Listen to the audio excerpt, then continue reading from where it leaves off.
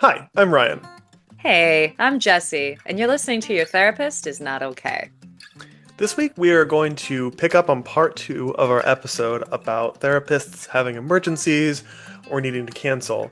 Last time we talked a lot about what might come up for a client when that happens, and some of kind of the stuff that could be processed when therapists cancel. This time we're going to kind of change the angle and take a look at what this might be like for therapists. What comes up when we have our own stuff happening and we have to cancel, or we have that kind of going on in the background while we're still doing our work.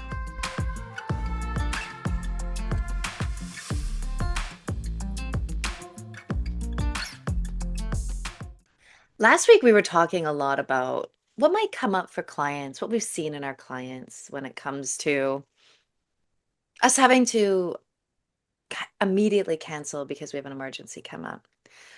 Um, we thought about breaking up our episode into being able to really give them credit, the client, and what they're going through, and then be able to talk about our POV. No matter what we do, there's gonna be a bit of blurring the lines between the two, right? Oh yeah. But today we wanted to talk about why we might actually cancel all that kind of stuff. That's what we talked about last time. But also what it's like to show up in a room when you're really been dealt a hand that you're dealing with right now. That could be about grief or breakup or having a fight. When life's hitting you hard, how do you navigate that? And one thing that we kind of wanted to start with that we both have reflected on about being therapists when things are going on is that actually being a therapist, showing up to support clients and whatever they're processing can actually be really nice for us. It can be Mm, kind of an opportunity for either healing or at least detachment for us from our whatever chaos is happening in our personal lives. Kind of we can switch to a different way of looking at things and a different way of thinking so that we're doing our work and performance, so to speak, as a therapist instead of the performance that we do with family or friends. And performance not here to mean anything bad, just kind of it's a different mode or a different setting that we're in that allows us to use different energy. yeah, I actually think that like anyone that's been a therapist for a while probably knows this feeling exactly that there is a different way we are in our bodies when we're listening to a client. As much as we're using ourselves and our own kind of experiences and obviously training, there really is a stepping outside of our lives in the here and now to be with a client. And so it kind of touches on what you're saying. Like you almost get a pause on everything that you're working through or dealing with as a therapist in a lot of ways, which actually can be healing. It's not uncommon for me to have had a session, maybe when I've been having a pretty rough day, and we're laughing and I'm really engaged. And I come out of the client sessions feeling so different, like feeling enlivened and having put things in perspective, maybe. It can actually have that healing effect. Hmm. Hmm. Yeah, especially when the things that are coming up in my life have been things that have made me just kind of question my ability or my worth or struggle with, feeling kind of powerless, especially if people I know are being hurt, things like that are happening that are out of our control. It helps to then be reminded that there are things that I can help, that I can show up for people, that I still do have capabilities and can, have encourage a positive shift in someone else's life as well. So I think there can be kind of an empowerment that comes out of that as a clinician. Yeah. And most therapists, whether from personal experiences or just going through training and practicum kind of experiences, we learn how to compartmentalize a lot. Hmm. So typically, things are, we're able to kind of set our stuff to the side temporarily while we're with a client and lose ourselves like that. Um, we'll talk a little bit too about what it might be like if we find that we're not able to do that. And that's Hmm. that's maybe when we'd be canceling. Absolutely. And I think that this compartmentalization, Ryan, it is also about good things. Mm. Like if you just celebrated an anniversary with your partner, and you know that the person that you're going to be seeing has actually like just had a tragedy themselves, we're compartmentalizing what's going on in our own life so we can really be there right beside a client. Hmm. So it's really not just anything negative. It's just that whatever's happening for us in our day to day can kind of almost get set on a shelf. It's not gone. We can always pick it up if we need to. As an aside, it can be actually quite interesting to see how many resonances often can happen when something's happening in our life, and that every client we see has the similar kind of theme going on in their lives. But but there is that kind of aspect of being able to kind of separate who we are from the like from the work we do. And this isn't necessarily a skill that is taught explicitly in a therapy training program because it's something that's quite difficult to teach. It's just kind of a capacity that we develop. We are trained and taught, how to listen and how to engage, and then how to step out of our own stuff is just something that comes secondarily through lived experience from our previous experiences that kind of helped us be good at or want to be a therapist, or later experiences where we just learn that kind of capacity so that we can meet our clients where they are. If it is taught, it's sometimes taught through a lens of clinical detachment, which is more about like keeping distance between your personal and your client's emotional stuff and you. However, that's not really the way Jesse and I were trained. We were trained to kind of really get in it and, try to have an overlap between our emotional world and the client's emotional world, even if it's one that's driven through the subconscious. Mm. So that we have that. If you picture like a Venn diagram where there's a little bit of an overlap between our worlds, Mm. is kind of what we're going for, so that we can have attunement and empathy and, from our lens, unconscious communication as well. Mm. Yeah. It's really hard to explain, but it is that aspect of like, yeah, I think being in a room with client can actually be delightful. If any supervisee comes to me and they're like, Jess, this is going on, should I see clients? It's a good conversation to have, but my immediate reaction is not, no. It's really thinking Mm. about like, how do you think that sits? And it's interesting how many clinicians might be like, I think it might be good for me to be able to like be in someone else's world for a second. It's a neat shift. And every therapist I've ever met knows that from client to client, our worlds are different. We create this Mhm. gorgeous microcosm world with each person. And so that compartmentalization isn't really a performance, it's just entering into this world. Mhm. Yeah. Yep. Yeah, and that can be just, really delightful. When we have those conversations with supervisors or peers about like, should I not see clients? Mm, That's where we end up asking the question that we were talking about earlier of like, are you able to do yeah. that compartmentalization? Or is this something that's happening that's so fresh or big or whatever that we're unable to set it Mm, to the side? And that does happen sometimes. yeah. If Oh, yeah. you know that you're going to be in session and the whole time you're going to be thinking about what you have to do afterwards because it's stressful or traumatic or overwhelming, whatever, that's the time that you're going to need to cancel. Yeah.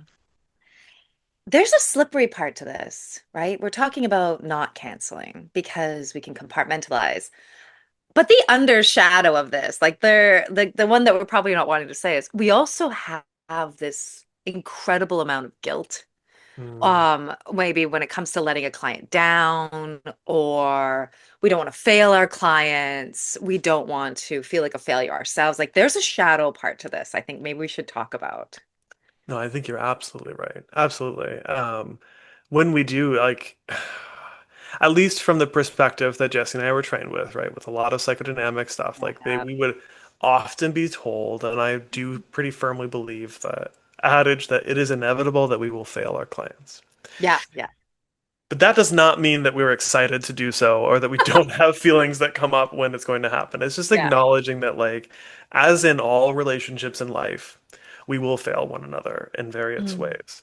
A cool thing is that that's often, like we were talking about last time, there is a potential in that for healing, to have a mm, rupture and then a repair, to learn something big about ourselves, to have a different experience of an enactment that comes up. But if I'm being honest, like last episode, I talked about this example where I had to cancel because I had this invisible injury, and my client saw me striding down the sidewalk in my tank top with 2 bottles of wine. That is a funny story because it's quite absurd, and on the other hand, it is a story that I still feel bad about. Yeah. It was, not something that I could have predicted everything would shake out that way, but it was such a recreation of abandonment for that client Mm, that I feel very guilty about that experience. And even just canceling without the whole wine and counterpart was yeah. stressful and guilt-inducing for me because I knew that Hmm. we were reaching this kind of peak of processing abandonment together, and I was going to have to abandon them. Yeah. I think that clients don't always realize, but they will now, um, how much we want to do this work with them. Yeah. Um, and letting down somebody can be really difficult because we know what they're going through. You keep talking about how we're trained. We're also trained to kind of have long-standing relationships. Yeah. As a psychodynamic practitioner, it's not uncommon for us to have a client throughout the lifespan. Maybe not weekly, obviously, but that like you build up this rapport, the more we know about you, the more interconnections we can make, the more shorthand there is. If you're with a Mhm. really good psychodynamic therapist, we don't really necessarily have this like strict end date, which means that we know you very well and we want to be there for you, Mhm. especially if we know that like there's abandonment issues or that you're going through something really big and you need to talk to us. Mhm. There was a client I had to cancel on that had emergency booked for that session. Like a couple, like so like we booked within the week, and I had to cancel that emergency session that I had like fit in because I wasn't feeling well, and I felt horrible about that because I knew that like the client needed it. And so we can often say, "Can I compartmentalize?" and lean into a yes, forgetting that there might be a feeling of like, why are we saying yes? Are we saying yes because we fear what's going to happen to the relationship? Are we going to feel guilty that we're not being able to be that healer in that moment? Are we sacrificing our own humanity and vulnerability because we want to be this healer for someone else? Mhm. Yeah, there's all that kind of what we often refer to as shadow stuff going on about our motivations that led us to being a therapist, and reasons that we want to do well for our clients that might influence that decision, like you're saying, Jesse. And then I'm also thinking sometimes there's practical reasons. Hmm. Sometimes we don't want to cancel even if we should, or we don't want to take a vacation even if we should because we're, self-employed and we're trying to earn enough of a living. Oh, yeah. Uh, so like that practicality stuff comes in too. Or times we might have to cancel that are you know, even more out of our control. Like maybe there's construction in or next to our office space, or there's all kinds of different possibilities that will influence that. That stuff's hard, but I do really like that acknowledgement, Jesse, that like we want to see our clients. We want to Hmm. do this work with our clients. And as psychodynamic practitioners too, there's like maybe somewhat uncommon amongst therapists, but I like my base assumption kind of is that I'm going to work with someone for quite a while. Yeah. So I do have to manage my own kind of curiosity and disappointment when someone just wants a few sessions. I'm happy to do that because I want to support clients however I can. Um, but like all therapists, like we each have our preferred way to work. And I just know how much further I can go with clients when we have more time to settle into something and build a relationship and make those deep connections, rather than doing more surface level band-aid kind of work. Hmm. Yeah. I'm thinking about what these yeses can do. And what I Mm. mean by that is like saying yes to taking on clients, saying yes to working, navigating compartmentalization. I don't know if it takes a lot of effort to compartmentalize now that I'm thinking about it, but it must take a certain level of bandwidth. And I'm thinking about burnout and compassion fatigue when we have to navigate both our internal world and we're not stopping the work we're doing for everyone else's internal worlds and being that healer. And I'm really curious of like if that can be part of it. If this pressure we put under ourselves sometimes to like not necessarily know our boundaries, if that might lead to our own bandwidth, our own burnout, like kind of happening pretty imminently. Mm. I see what you're saying. Absolutely. Like there is, even when we compartmentalize, and this is what I would say to clients too, who are compartmentalizing Yeah. things. Most people are compartmentalizing things. Is there's still just one of you. You still really just have one set of resources, in terms of your body, in terms of your energy and your mind, these things like they're still pulling from one Mm. reservoir, so to speak. Um, so if you deplete yourself seeing clients, and then you have a bunch of needs as a person outside of the sessions, you're still probably depleted. Ah, yeah. You might be tapping into like slightly different pools of energy, right? Like resting energy and working energy. These things are like each a little bit different. Like I've talked to a lot of clients too about like you might have a battery that is for conflict, and you might have a very small conflict battery based on your past experiences or something, but then you might have like a huge battery for like getting practical things done. Um, but if it's when our battery is like tapping into the same things in and out of session that we are now getting towards burnout, compassion fatigue. If we are struggling with kind of comparing what's happening to us with what's happening to our clients. So let's say like we just experienced like a really painful ending in our lives. And then we have a client in front of us that's like talking about something that we feel is like kind of trivial. And I never Mm. like to trivialize clients because that happen in our lives are huge for us, and any Mm. size of thing a client can bring. Yeah. But when we are in compassion fatigue, when we are Yeah. out of energy, one way that we can tell is a client's telling us about something and we're like, okay, blah, blah, blah, not a big deal. That's a red flag that you need a break, that Yeah. you are in compassion fatigue. Because when we are, in the right headspace for work, any size of problem is just as important. I think that's really true, actually. Like, I think that is the kind of tell that I might have for supervisee, even for myself, that you got to take a break. And it's actually, I know we'll be getting to this, but it is one of the main questions I ask myself if I need to not see clients, just to say, will I be able to hold this with as much care as I would if everything is fine going on in my life? Um, and I think that means that sometimes we have to take a longer break. And this is the problem. So, kind of ties into a bigger thing, but like being able to know our limits means we don't burn out. And that is essential. But sometimes we will have to take a longer break if something hits us from that we would never have known about before, right? Like sometimes we'll need to kind of check ourselves so that we can be the person we want to be. And it's on us to navigate that guilt. Because one of the things you were saying about whether or not we might kind of like hierarchize like what's bad, right? A client's versus ours. I think the clients are also doing that too. And we talked about that in the first episode, where they're also worried about what they're bringing. Even if Mm-hmm. we can handle everything super well, it is not uncommon for a client to feel like they don't deserve to be in my office.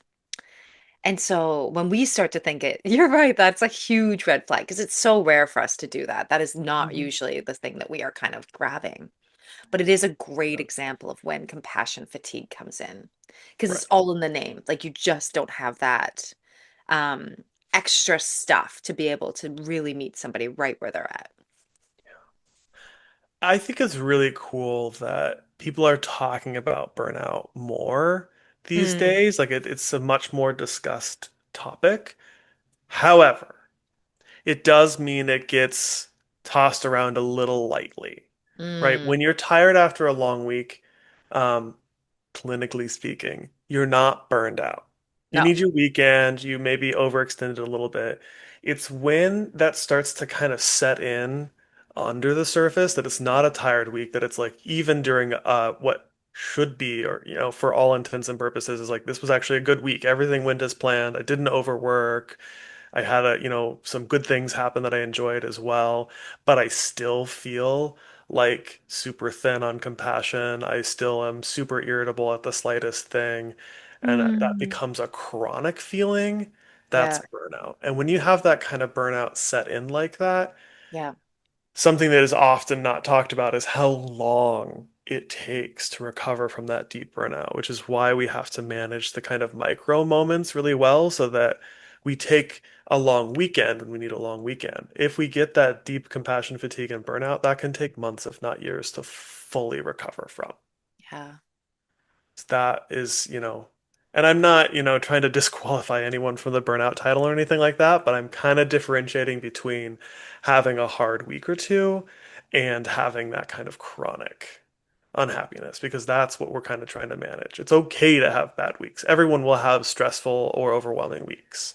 Hmm. And then if you implement the kind of self-care habits that let you come back up from that, instead of gradually dragging deeper and deeper down, that is what we need to do as therapists and probably as humans in the workforce in general too. It's a really good foil for that guilt we feel as therapists to remind ourselves that, like, you know what? You taking off this week? That's gonna be a lot less painful than taking off 2 months. Yeah. And so I think that that's a really neat way of kind of just conceptualizing it of like, what do I need to give myself right now so that I can still be the person I want, um, Hmm. in a sustainable way? I think that it's so important to kind of think about that. So often therapists they get into this field wanting to fix something in themselves. And it could be anything. It could be a past thing. If you've been, let's say, um, assaulted and you go into that work for assault, right? Like, what are Yeah. we? And so we often will choose something that might be close to home.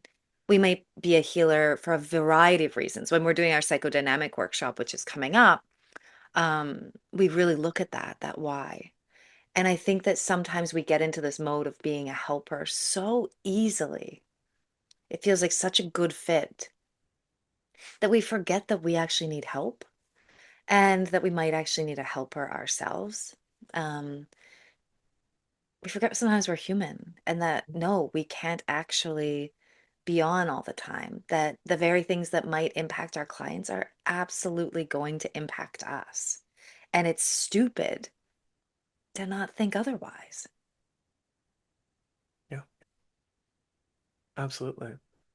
Yeah, and this kind of self-awareness, building that understanding of what it is that we wanted to heal, how we wanted to help people coming into the field is really helps us understand how to take care of ourselves, where our kind of trigger points would be, the kind of things that wear us down more. Um, yeah, and they will help us to also be able to clock our compassion fatigue or burnout earlier and at a lower level, because we can kind of say to ourselves like, oh, I know when I start ruminating on this thing from the past or something like that, then something's coming up. Or when I feel like I can't put my shadow side needs to the side enough, and I find like I'm really, really trying to be successful with clients because I need some reassurance and validation about my worth as a person. That's another sign that we're like, oh, okay, I need to maybe lean on colleagues and supervisors for support and reach out. And we have written in our notes, I think I wrote this in our notes for this episode, where I said, get a freaking supervisor, even if you are licensed. And I mean that from the depths of my heart. Being like, but depending on the system that you're working within, a lot of licensure, accreditation, registration systems, once you are fully licensed or registered, you're no longer required to receive any kind of supervision, legally or contractually. And I don't think that that is the best thing. I think having regular, at least peer supervisions, if not one-on-one supervisions as well, they allow us to take that third perspective of our work, step outside of ourselves and notice the things that are happening. That Mm. sometimes it's even just saying what we're experiencing out loud to another person. As we're saying it, we're like, oh, right. Which, as a client, those of you who are in therapy and who are listening or who have been in therapy and are listening, you've experienced this too. Like, as something left your mouth, you've been like, oh, crap. I'm doing Yeah, it again. Or, oh, wow, I never would have thought put of that. that together. It still came out of you as your own words, but sharing it with someone else and having it be witnessed helps us make that connection. The same is true of therapists with regard to our work. Yeah, I think that's a good one because it's like, as therapists, it is none of our clients' responsibility to make sure we're okay to do the work. And I really like that aspect of like, what do we need? What do we need to figure out that?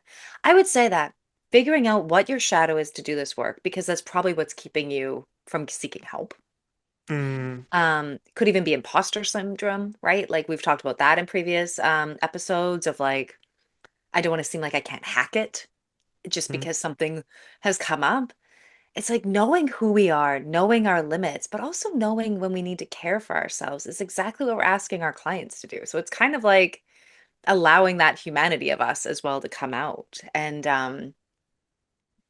knowing that we have the same feelings. I think that's probably pretty important for clients to realize, just kind of thinking about summing up of like, absolutely. yeah, we kind of might feel guilty not getting to see, or when we cancel, we're thinking about that. It's usually, I've never met somebody at least that it has Mm, been like this arbitrary decision, right? We're probably struggling with it, thinking, can I cope? Am I okay? Maybe I should. Last week we were talking about this. I don't want to like drop them. Like there'll be a whole mm, Rolodex of things that we're going through in our mind that like probably would mean that we don't want to. So if we do, it just means we've ended up on the decision that you come first and that we had to get out of our own way to be able to do that. absolutely. Yeah, I think that's a great way to say it. And yeah, there is, it's a difficult decision to make, and it's important to do it when we absolutely have to, so that when we do show up for you, we can really show up for you. Um, yeah, yeah. Yeah. So I guess like kind of in summary, it's we understand can be a really big impact on clients when we cancel, and it can bring up a lot of stuff, past and present. And the same is true for the therapist.